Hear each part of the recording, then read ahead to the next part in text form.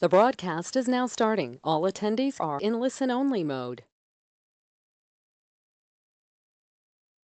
Well, hello, everyone. I see we have a number of people registered already. This is Ron Krisha from Golden Shovel Agency, and I'm very happy to introduce our webinar today, our expert webinar with Joe Raso from Blaine, Canada. And Joe's going to spend some time talking about business retention and expansion. He comes at it from a very academic approach with very good research behind him, and I think you'll find this very informative. This is one of our better attended webinars, which tells me the topic is of interest to the community. So a couple of housekeeping items. I believe later in the webinar that Joe will be doing a poll. So you're going to want to stay on the edge of your seat and be ready for that. As well as always, if you have any questions, please type those in the interface, and those questions will be relayed to Joe, and he can answer those throughout his presentation. So with that, again, Joe, I want to thank you for being on our expert webinar. I want to thank you for taking the time with our community today. These webinars are very important. And with that, I'd like to introduce our friend from Canada, our Canadian colleague. So Joe Raso, Business Retention and Expansion. It's all yours. Thanks, Ron, and I appreciate the opportunity the Golden Shovel Agency has given me to present to your audience today. Also appreciate the help as we move through this webinar with all of our listeners. The first thing I'm going to do for everybody, and you should be able to see my screen, is talk about our agenda. So kind of frame, hopefully, what we'll not hopefully, but what we'll be covering along with the outcomes that we'll have at the end of our hour together today. And the first is really, before we begin talking about BR&E, I want to talk about what are the structural things about the economy and even your organization that play directly into BR&E programming. I also want to talk about the importance of BR&E as a foundation to all your work. In fact, that's in the title of our webinar today.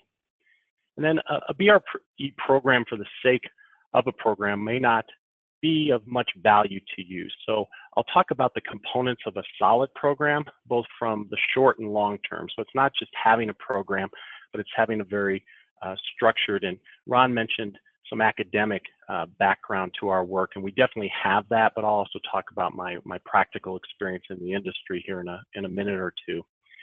And then I'll discuss the types of questions and the interview process itself for business retention and expansion.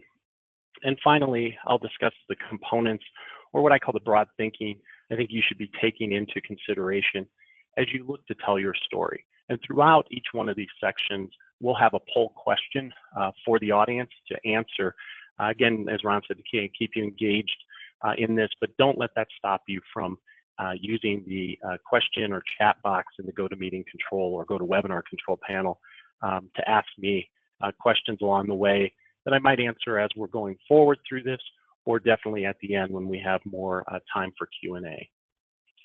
So I guess first and foremost, Ron gave a brief introduction of our company and of myself, and I'll give you a little bit more about who we are and why you're listening to me today. I come to you from really a practitioner's perspective, even though we've got a lot of academic research into the work that we do in business retention and expansion. I'd spent 21 years running various development organizations, chambers of commerce, downtown development groups across 2 states and 4 different organizations in those 21 years. I've worked in rural markets, very rural areas. I've worked in metropolitan, progressive, what I call maybe more progressive liberal communities like in Iowa City, Iowa, and very conservative markets such as Colorado Springs, Colorado, and across about every industry sector out there. I've led ag, industrial service, professional workforce, entrepreneurship, Main Street programs, public policy initiatives across all these locations. So that's really where my experience comes from, and much of what I'll share with you today is really from that perspective. But as far as our firm goes, Blaine, Canada, we're actually headquartered just outside of Chicago in Wheaton, Illinois. I live in Colorado Springs. We've been a leader in business retention and development for nearly 30 years. We have clients right now today across 28 states and several Canadian provinces. So I may not be maybe the most qualified person, but I've been in the arena like you for many of you for some time, and have really used the business retention program as the foundation to the work that we do. So the first thing I want to talk about to kind of frame this discussion is how an economy works. And that may be kind of an odd notion to present a presentation on business retention and expansion, but I think it's really important to understand this because it does impact how you look at how you want to form a BR&E program in the first place. And so I want to focus on two things to grow and sustain any economy. And the first is really creating a bigger economic bucket. I think we've done a disservice, quite frankly, nationally for decades in talking about business as a small business, big business perspective, when in fact economies don't work based on small or big business. They first work on which are those companies that are creating a bigger economic bucket, those interstate primary sector companies that are bringing money into your economy, thus growing and increasing the size of that bucket. And then as that money comes into the marketplace, there's always leakage. There's always expenditures that are taking place outside. So what are the mechanisms within your community to support your local business or have local businesses who can serve and use those dollars and churn them many times through your marketplace before some of those dollars leak out? So as we look at business retention and expansion, not all businesses are created equal, and not all businesses function in the same way within the economy. So we're a big believer within business retention and expansion of looking at your programming of how do you help attract and retain and support those companies who are creating a bigger economic bucket, and then how are you working with the local businesses who are churning that money over and over, knowing that at some point money will be leaking out. So you're constantly having to bring more money into your marketplace. So that's kind of a basic construct from which we think about business retention and expansion. And then within your organization itself, we think of really 5 levels of development organizations. There's the networking organization, really built around personal connections with a focus on meeting with leaders and holding events that are focused really more on connections than, and maybe some contact. These organizations may have what we call CRM or contact management systems to aid in their efforts. The second level of organization, and I want you to think about where maybe your organization fits into this structure. The second level is kind of the reactive business development organization. And because of its networking strengths, when companies and leaders have a need, they will call upon your organization for assistance. And again, a good CRM system is important to have. And you may consider that your business retention expansion strategy, holding networking events and reacting to the needs of companies that come to you. The third level is really the business development or of the business development structure is the planning organization. Now, this is an organization established around a plan to address basic economic development issues. It might be existing industry, recruitment, public policy, workforce, whatever is kind of under your mission. These organizations use networking to reach out to businesses and leaders to aid in addressing these particular issues. Now, it may or may not have a defined, these type of organizations may or may not have a defined BR&E system for doing this work, but in most cases, they'll have, again, a CRM tool and a project management tool so that they can help companies work on their programming needs as they come forward. Then you have a strategic organization, and this is an organization has a defined and connecting system, okay, to collect information, both current needs of companies, but also the kind of system that can do predictive and objective analysis. It uses this to keep track of and show the key work it's doing, but it also uses the system to take a strategic approach to looking at how do we want to use our future time. And they usually use very sophisticated BR&E systems, maybe systems like our organization provides or others might provide in the marketplace. And then the last organization is what I call the thought leadership organization. It's done all of the components that you see before with networking, reactive planning, and strategic, but it's also taken the initiative to look beyond the borders of kind of those basic, what we might refer to as economic development 101 work, and starts looking at, okay, how is this economy changing nationally and globally, and how are we positioning our organization to still be competitive 5 years, 10 years down the road. A good example of this in terms of an organization, one that I know very well is the Iowa City Area Development Group that has been involved in autonomous vehicle technology for almost a decade. Has been involved in innovation entrepreneurship around co-working spaces and other things, and strategies to help corporations, because they see through their thought leadership things beyond kind of general business retention and expansion programming. So what I'd like to do is ask and take a poll question here around this particular question. So what type of organization structure would you say you fit under? And I hope you're seeing a poll question come up on the screen right now. There it is. So if you could just take, 15 seconds and identify for yourself, are we a networking organization? Do we react more because of our networking capability? Are we structurally planned? Are we strategic and look both for the needs of companies today, but also look about predictive and objective analysis? Or do we see ourselves really be including all those things, but going beyond to thought leadership?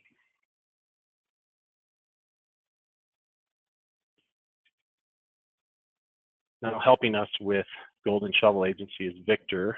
Victor, I don't know if we've got enough responses on this question to show our poll results just yet.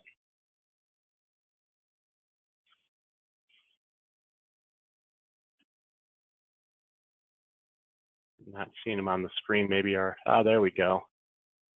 Oh, interesting. So a number of people see themselves doing networking and reactive, but and some strategic, but a little low on the planning and thought leadership. Great.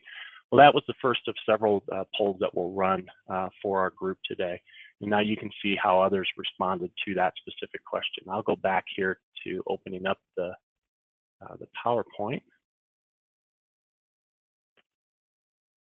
So moving on, after we've talked about kind of the economy and the type of organization, now I want to talk a little bit about why BRE is the foundation for many organizations, and I would say should be the foundation for every organization.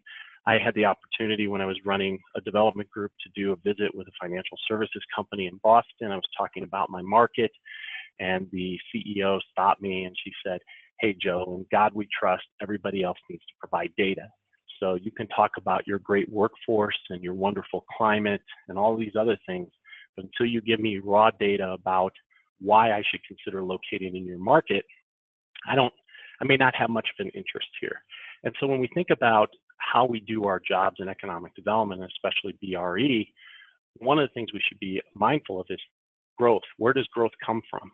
And we know through our own research, and many of you have probably seen some of these statistics before, that at least 3/4 over time of job and capital investment comes from existing companies. About 15% usually comes from business attraction, and the remainder is in entrepreneurship. And of course, once you've attracted a company or helped the company start up, they now become an existing business for your marketplace. So I think many of us know, and if we don't, hopefully this is providing a little support data as to why business retention and expansion is so important in a marketplace.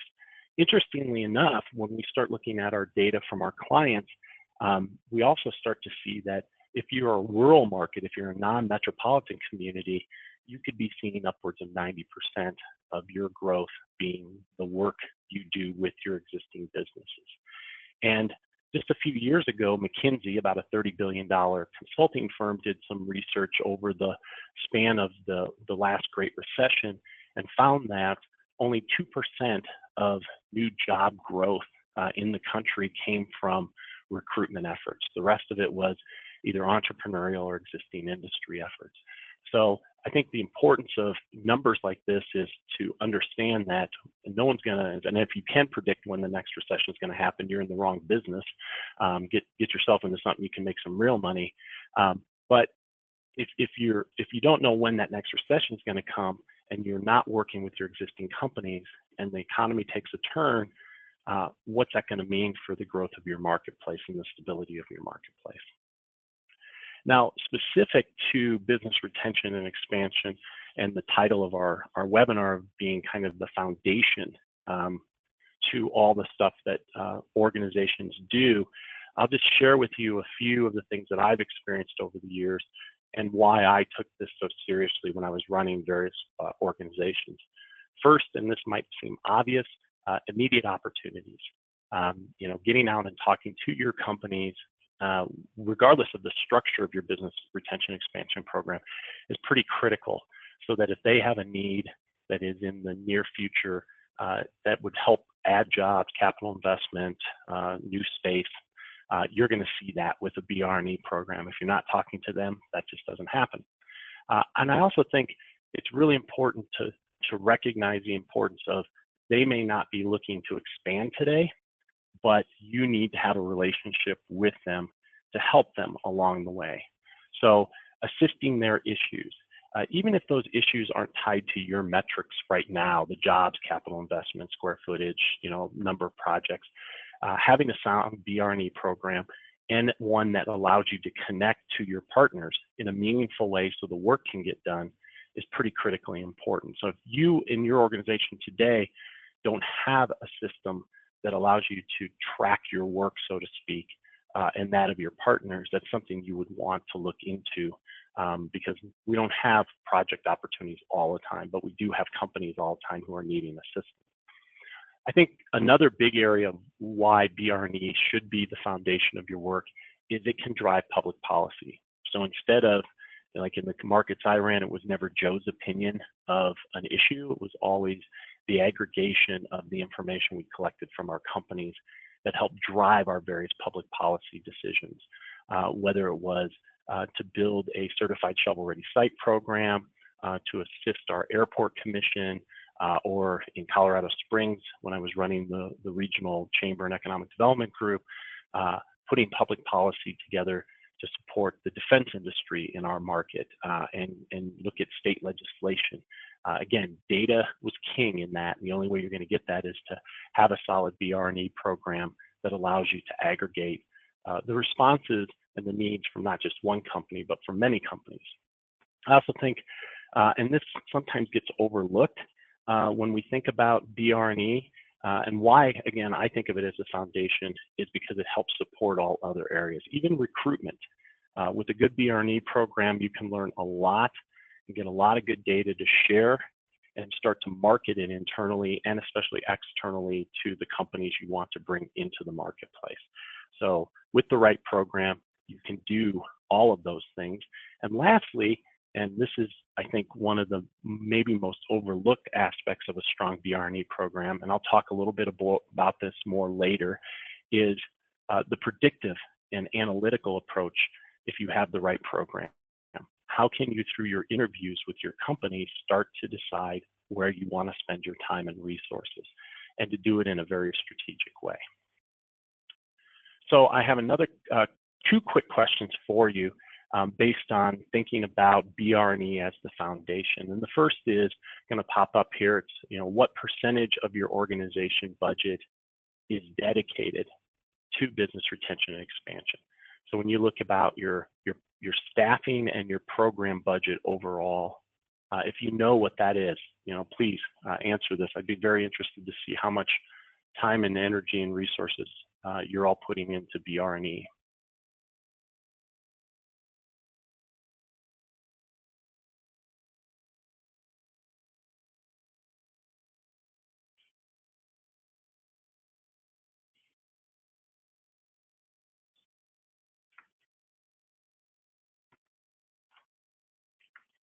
I think Victor's going to pop up our totals here, hopefully. So we can see overall, no one's putting most of their money into it. And about half of you are putting probably less than 25%. Now, I don't know if what I just shared with you changes your thinking on that, or if you yourself may not have control over the budget of your organization. You might not be the top executive, but if it's going to affect all these other areas and have this kind of output in terms of the growth of your economy, it may be something you want to look at a little bit more closely. And then the third question for our poll is tied directly to this.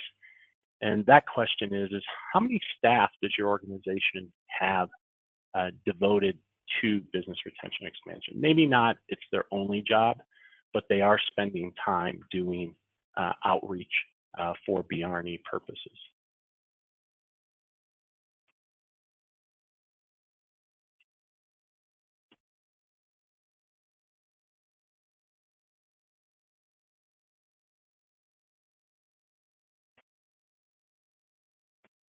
All right, Victor, add those numbers. Let's see what we got here. So we can see that there's at least somebody focused on it in some way, and most of you have at least one individual. So again, the size of your organization may dictate that you only need one individual doing that. I've run organizations in small counties up to markets of almost 1 million people. So I can see how different sizes, but it's good that you have, all of you are indicating that you have some people devoted to BRNE. Thanks for that, Victor. So now I want to talk about kind of the program itself. And the reality is, this is what your world looks like when you're in economic development. You have hundreds, if not thousands, of companies in your marketplace that you have to make decisions on who to focus upon. And remember, there are some companies that are local businesses, they're churning that money, and then there are others that are those primary sector companies bringing dollars into the marketplace. And so you need to determine or find out, how do I determine which companies to deal with? In my career, I've been in markets where there have been as little as 20 primary sector businesses, which was a big focus of our organization's work. And I've been in a market where there were 2,500 primary sector companies and over 30,000 local businesses. And so you're not going to be able to get to all of those. So you have to start thinking strategically, how do you start to identify the right industry sectors, the right companies, and what are the tools that you're using to start to help you predict where you should be using what we call our future time as an organization. So I'm going to share with you some factors or some outcomes that were important to me in wanting to know as I was running these various organizations. And I want you to think about these as as I'm going through and asking yourself, would it be nice to know? So the first is, would it be nice to know the value of every company to your community, region, or state as part of a view of that company and every other company in your marketplace? Would it be important to you to understand the growth potential of every company in your marketplace and how they rank against one another? Would it be nice to know the risk of various companies leaving, downsizing, moving operations? So you know who you should be working with, who have risk profiles that you can address and do something about, and maybe those that you can't. And then finally, would it be nice for you to know and understand the factors that impact the satisfaction level of companies in your marketplace? In our organization, we term this the VGRS, and there's, in the case of our particular system, it helps our clients determine those factors so that they know where to put their time and energy. In fact, to such an extent that they can plot that work. So in our particular case with our clients, they have the ability to determine how valuable every individual company is to every other company, what the growth potential is, what that risk and what that satisfaction is. What you're seeing here is a scatter plot of some data from our database from one of our clients. And this really is what it's showing is it's showing their business portfolio for their marketplace in terms of the value and growth of their businesses. So is your BRNE program at that strategic level? Are you doing the things, and many of you said that you were involved in a very strategic approach.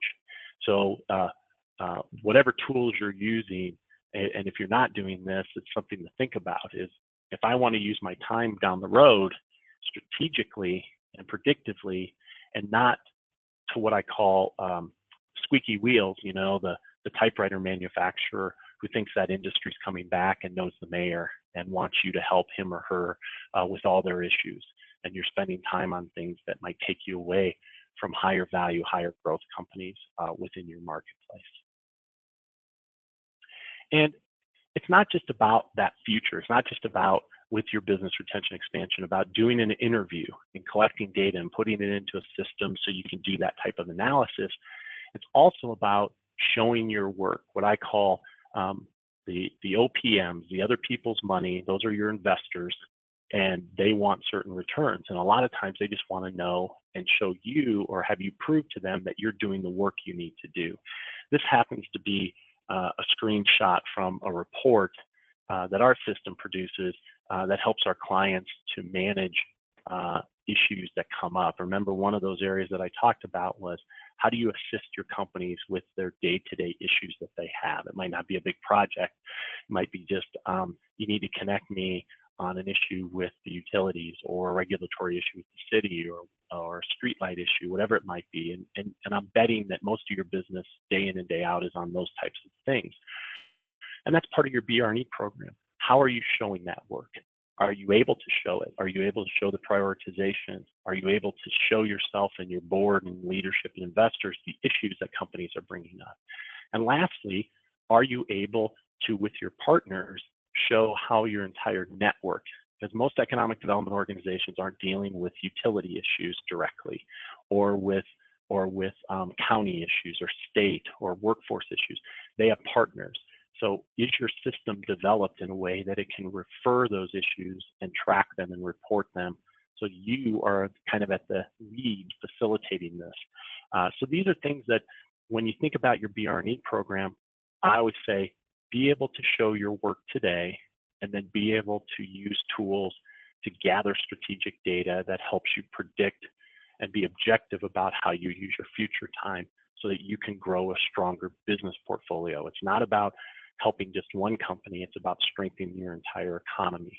And so does your software, does your planning, does your staffing, does your program do all of those things?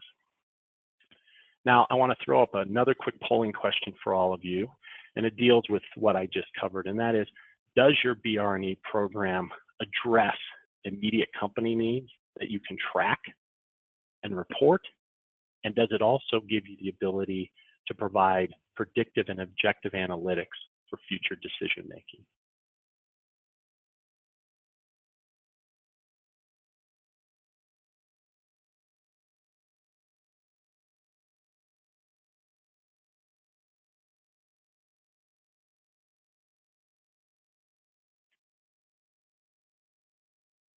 So what do our listeners tell us here, Victor? We have some responses already.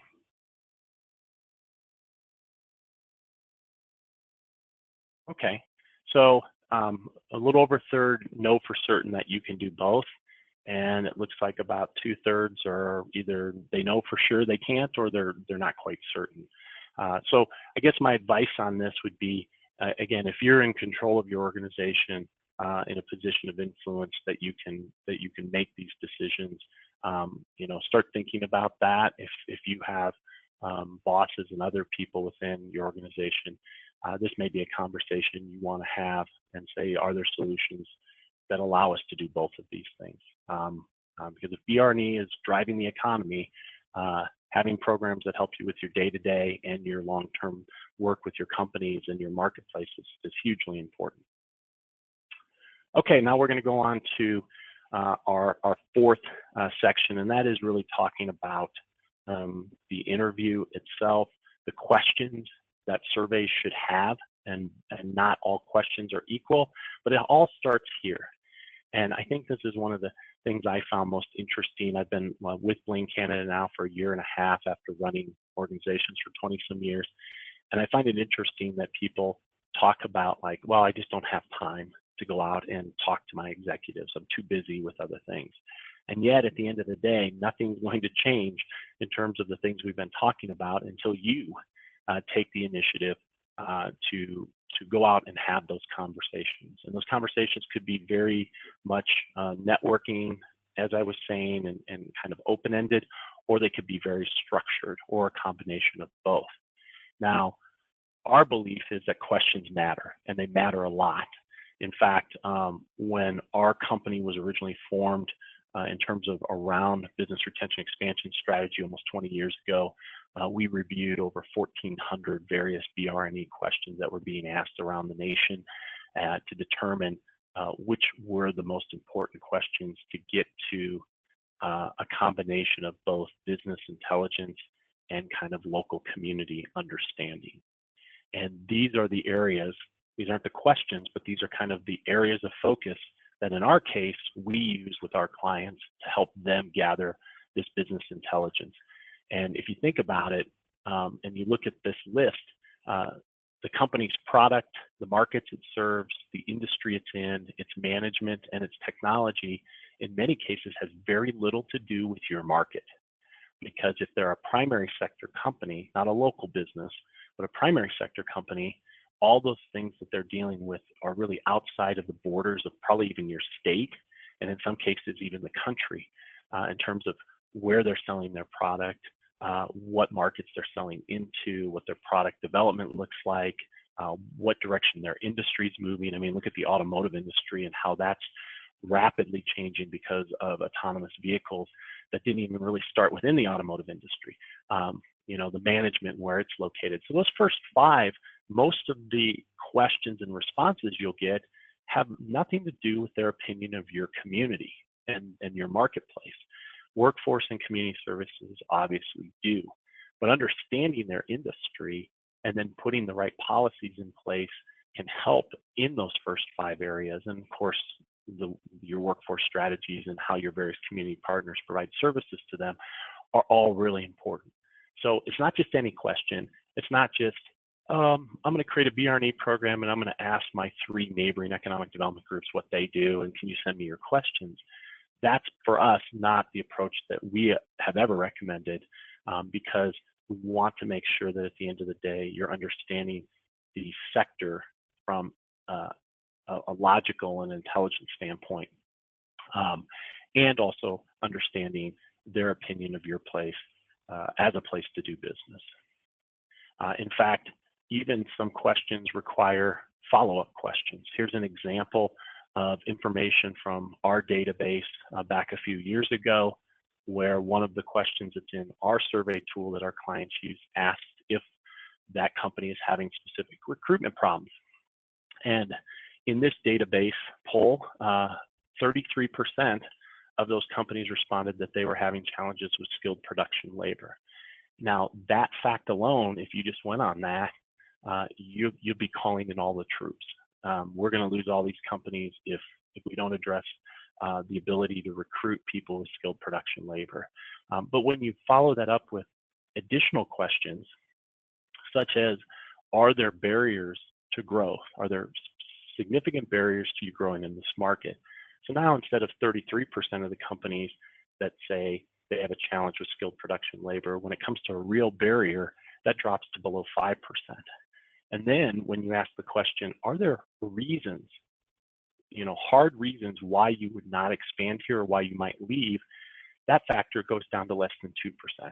I'm not saying that is not something to address, but the house isn't burning down. Like looking at 33, a third of all of our companies could leave because of skilled production labor.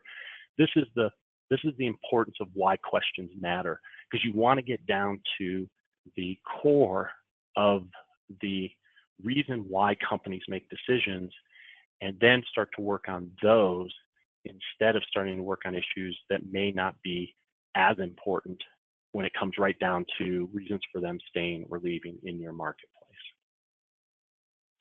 Also, I think it's important, at least from our perspective, that when you're doing surveying, there's the opportunity for you to compare yourself. And so can you compare yourself to other markets? Are you using a tool that allows you to do that? or can you compare yourself against yourself over time? We have a strong belief with good BRE programs that you want to be able to look at yourself over time to see how you're improving, but you also want to see how you're improving against the marketplace during that time frame.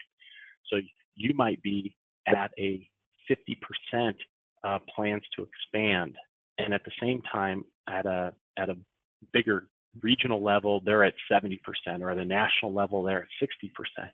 So what you thought might be like, wow, we're really seeing a lot of companies looking to expand, half of our companies, that number could be high or low if you knew what was happening at the regional, state, or national level. And so having that ability within your BRE program, we believe is important. Maybe that's something that you're thinking about, but if not, might be something for you to consider as you think about the structure of your program. Now, the interview process matters too. It's not just about the questions. And by the way, I probably should have said this at the start of our webinar. As an organization, because we're heavily involved in this and have been for years and work with hundreds of clients, the things I'm talking to you about today, each one of these 5 areas, we break those down into 45-minute hour discussions for our clients in terms of training and understanding the interview process, the survey question process, the utilization of, in our case, our system to help with BRE. So I'm giving you 5-10 minutes on each one of these, but just know that for whoever you use in a strong BRE program, you're going to want to have this kind of support to really help you dig deeper into each one of these issues. As it relates to the interview process and why it matters, we believe there are 5 components to the interview. So the difference between primary sector and local business. That a good ability to help companies right away, but also survey them to understand the future needs is important. And now, what does that interview look like? What are those major components? Well, for us, the first is just really good background research on the companies themselves. We, for our clients, do a lot of interview tips and technique sessions, one-on-one training, face-to-face training to help them with these particular components. The second, setting appointments, how you do that and how you don't do that. The third, preparing for an interview. What does preparation for an interview really look like? What are the do's and don'ts in that process? And then probably maybe the last two are probably the most important to many is conducting the interview itself and going out there and having that conversation. What does that conversation need to look like? Do you have a structured interview tool? We believe strongly in that, but how do you do it in a very conversational tone?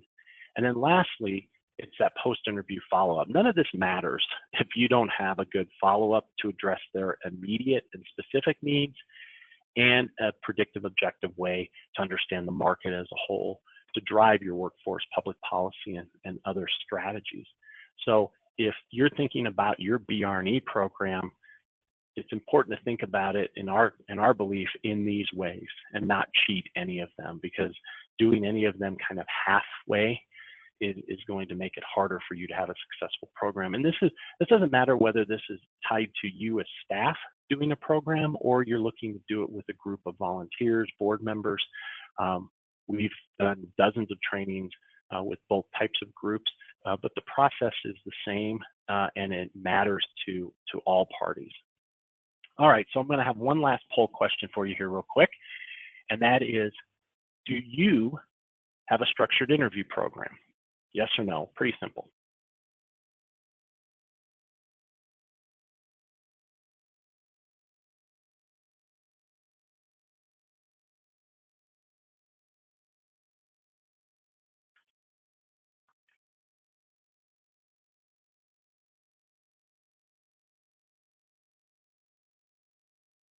Okay, I think I saw that flash up. 60% said they did and 40% said they do not currently have one. So, and I think that's probably fairly common across the industry, not just with our listeners today.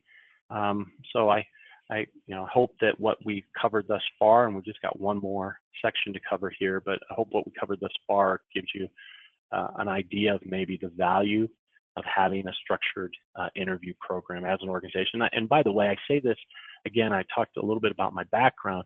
I worked in a market with, I think the largest community was 5,000, smallest was 100 people, a market size of 20,000, and I've gone up to, 750,000.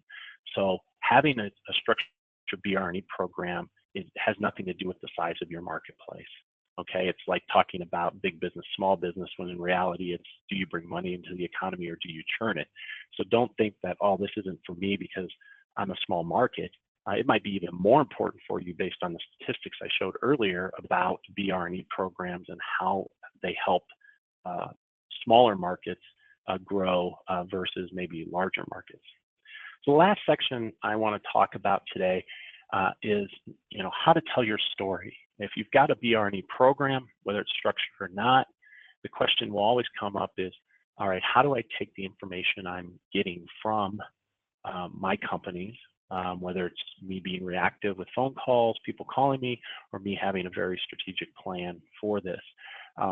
You could have all the great data in the world and all the great information, but if you can't put it into a good story for somebody who really may not have much knowledge of economic development, even if they're on your board, it doesn't kind of finish the game, so to speak. So I want to take just a few minutes and cover some aspects of ideas around how to tell your story. And the first and most important is this notion of what I call minimum effective dose. And that means you do not have to have all the information that you learn somehow communicated out. In fact, I think that might be a little dangerous. Less is more. You will have so much information. The key will be to focus on your clear messages and nothing more. And why is that? I'll use just an example. Nike, their research, they've learned that it takes at least 5 times, like running, let's say, you got to go out and run at least 5 times to build a habit. And other research shows that about 5 to 6 times is important from a communication standpoint in getting your message across. Think of it like running for an elected office. You are so sick and tired of hearing yourself say the same thing over and over and over to every new audience, but it's the first time that they're hearing it. And so it's really important that you make sure that you hone in on those items that are focused on your mission, okay? You're going to learn a lot of things in the BRE program that are not directly focused on the things that you will lead. And that's okay, because think about it this way, we talk about your partners who are helping you get things done, the workforce center, the community college, city government, the county, whoever it might be. There are things you're learning in those BRE programs that if you have a structured one with good data, you can share with your partners and allow them to message those positive things or address the negative things that come up. But for you, telling a succinct story is hugely important. And I have what I call my rule of 5 as it relates to communication. And I'll share each one of these 5 with you. And again, I don't think we mentioned this, or maybe we did. We'll have copies of this PowerPoint, and I'm always available for follow-up communications if you'd like that, or Ron or Victor with Golden Shovel Agency. But this first communication rule is the one about audience. You have internal staff, you have board leadership, you have your partners, you have the companies themselves, the media, your investors, targeted sectors, and even if you're doing recruitment, you're going to have consultants. So each one of those audiences is going to have a very defined way that you're going to communicate to them. Now, the information you get from your BRE program may overlap most of those audiences. In fact, it probably should. But the way you share it and what you highlight is going to be different. So don't think of it as, I'm going to use the same message for everybody, because not everybody is going to come from the same perspective. And that gets to understanding. So, I'm a big believer that BRE is the foundation of all programming, but not everybody thinks that way. So you're going to have to show the linkages, but simply. Don't expect them to understand economic development. You say BRE, they go, what are you talking about? I don't know what BRE is. So you have to first have them understand certain aspects of what you're doing before they can actually absorb the messages that you're trying to share with them. And speaking of messages, think again in terms of key messages. What we learned, what it means, sometimes that's different, and what are we doing about it, or what have we done? And that these things are relevant to the audience you're talking to. I think many of you would probably agree that when you think about your work, you can maybe bring it down into 4 or 5 areas. It's information about workforce or public policy or the brand of a market or infrastructure. All those things tend to come out in conversations around BR&E programs. Next is what needs to be done, okay? And what I mean by that is, what are you as the economic development group going to lead? What are you going to put an X on your back and say, based on this information from this BR&E program, here's what we'll lead? But there are 2 other components. There's also the partner component. We want to be a partner with the Workforce Development Center to address the issues that we've learned from our aggregated data on our BR&E program. And then there are times when you're just going to be a support mechanism. You're not going to have the resources to do a huge regional branding initiative, but your data may help to inform the people doing that, and you can support those efforts. And then lastly, and this gets overlooked way too much, and that is their role, meaning the people who fund the organization. What is their role? Don't not tell them what their role is. If you go to them, they understand what you're doing, they understand the key messages, they understand what needs to be done. You need to be very clear. And usually those 3 things involve, or the role involves 3 things. We need funding, and this is why you're giving us money. We need your involvement because you're an expert in this area. And we need air cover, which means you need to protect the organization as we go out and do some things that may not be things that everybody wants to hear or have you focus on. So these are my kind of communication, 5 rules of communication that I've learned over the years to help support your business retention and expansion program. Now, there are a lot of tools. And again, almost every slide I'm showing you, we have an hour or so, webinars we put on for our clients. But specifically within communication tools, using infographics is becoming bigger and bigger and bigger, and I think most people know that. And not just doing it for a document or a report, but having it available and showcasing your information in an infographic way for events on your website, social media, and even your follow-up marketing. In fact, I have a few examples here. This is a picture of Jerry Hernandez from Monterey, California. One of our clients uses our system for their BR&E, and they've taken a lot of the data from their BR&E program and others, and they've created a lot of retractable banners with very good information and graphics. They've also taken that same information and put it into direct mailing pieces and for industry association marketing and other targeted efforts. They've used it on their website. So the middle kind of piece you see here is the infographic, and there's hyperlinks throughout that provide a deeper layer of information specific to what's on the website in that infographic. And they've done a lot of brand consistency. So they've created this kind of uniform layout so that everybody knows when they see this, they know it's coming from their organization and the outreach that they've done with their companies. So no poll on that. We're done with the polls. But I wanted to give us a little time. I think we've got maybe just a little less than 10 minutes if there's some Q&A. But I wanted to kind of end with some takeaways from our hour together today. First is, know your type of organization. Where are you at? And that helps, and how an economy works to help you understand, okay, how do we want to structure our BR&E program that really fits our organization and fits our economy. Understand why BR&E is the foundation in a way that you can share with others in very factual ways, not just because, oh, I'm doing BR&E, so it should be the most important thing, but how it helps support all other areas of your organization and beyond. Know the major program components of a BR&E program and the processes, the interview questions and the tools that you need and why they're important. Again, not that, well, we have a BR&E program, we go out and we talk to people, but is it done in a strategic way? Can you address today's issues and report those out at any point in time? And can you have a program that allows you to have predictive, objective information that you can analyze to better use your time and your resources going forward?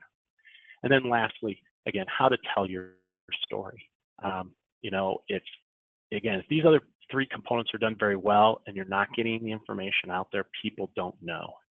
And if you're not being succinct and saying, these are the three messages, and this is what we're going to share, and we're going to share it over and over and over again. I'm sick of hearing myself say this for the 100th time, but remember, your audience needs to hear it in different ways. That's why you do it on your website. That's why you do it in postcards. That's why you do it in presentations, to allow these big messages to sink in. So lastly, I have my name here, along with an email address and a phone number, and would welcome the opportunity for any kind of questions and answers. I've got, oops, put that back up. I've got the chat box and the question box here open. So I'm just going to keep on jumping out of my PowerPoint when I click on the Go to Webinar Control Panel. So are there any questions? Oh, I see we got maybe a chat comment here. Question is, how often should you be reaching out to your key businesses through a BR&E program? That's a great question. I think, my answer to that is, in terms of your structured program, and I'll go from my own experience, I did an outreach every year. Me or one of the members of my team, we called on every one of our key companies every year for a sit down to go over a structured survey, but again, in a conversational tone. And then we put together a report that we'd send out to them. And then, of course, if there was any follow-up that needed specific to their needs, we focused on that and hopefully got that addressed for them in a short period of time, of course, depending on what the issue is. So I think when I think of BR&E programming, it kind of tends to be divided into the outreach you do throughout the year, but you're doing it for strategic reasons because they have issues or you're wanting to share information with them that might be important to them. And then that sit-down interview once a year. Now, some organizations in some markets do it once every 18 months. Some might do a full interview 1 year and then just do a quick call to see if everything's okay, and if they need to do another interview. Just know that the expectation is you're going to be 3 to 5 calls the first time if you don't have a relationship to set up an interview.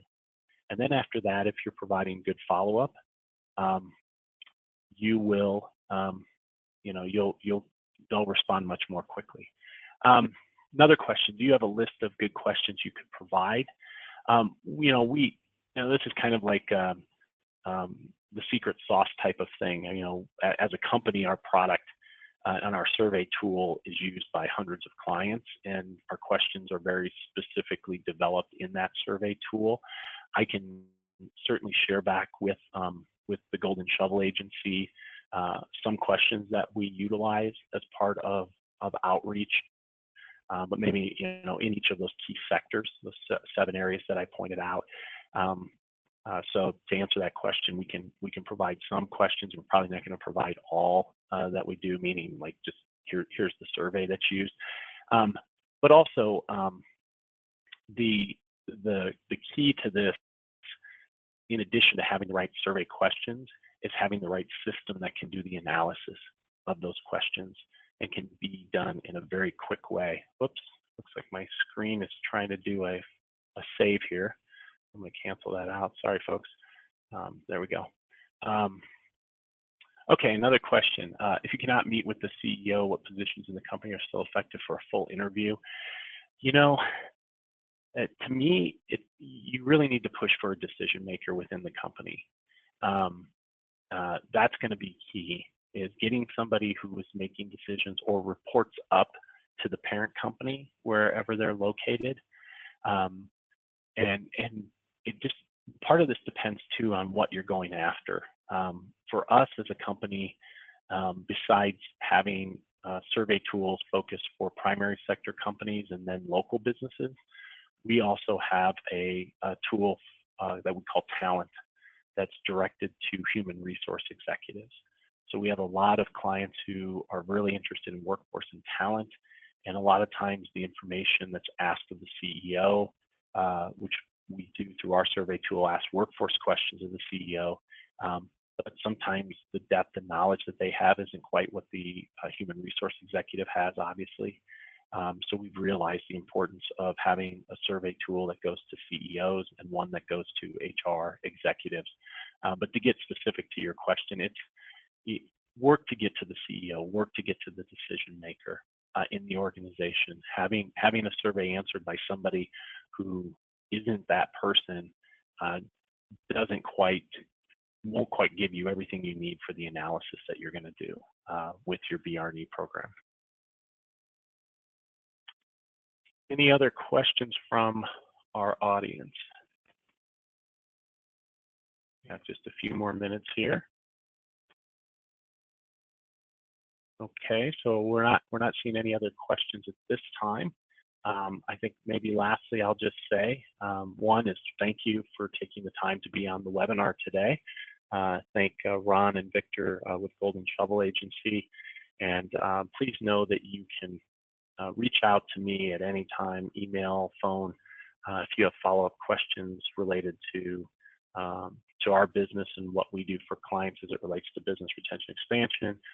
But even if you're not interested in our particular products or services, having spent 21 years running a lot of different organizations at different levels and different communities, I'd be happy to answer any general questions that you might have related to economic and community development. And I always would offer that up to all my peers in the field. We want to be working on helping our communities strengthen themselves, and we have a lot of leaders, but you're the expert in this, and your knowledge base is going to be important to your communities being successful. So anything that we can do to help with that, we're happy to do so. One more question just came in. If your business is a satellite facility, is it more important to do the interview with the local facility? It's actually important to do both.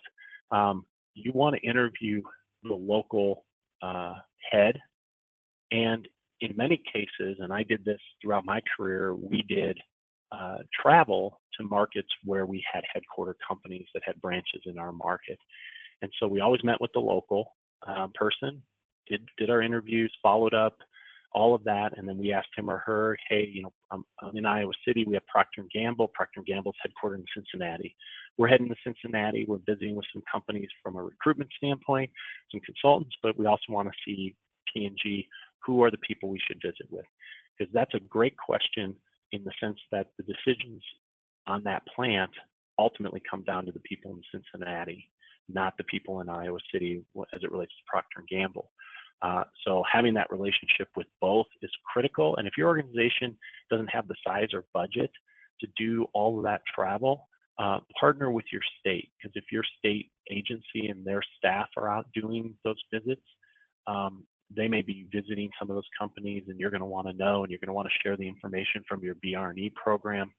I hope you have a lot of trust and connections with them to show that parent company that the state, the community, you're all locked arm in arm to support their business in the marketplace.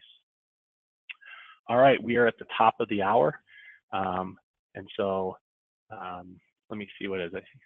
Okay, great. It looks like that's it. We're good. Thank you, everyone.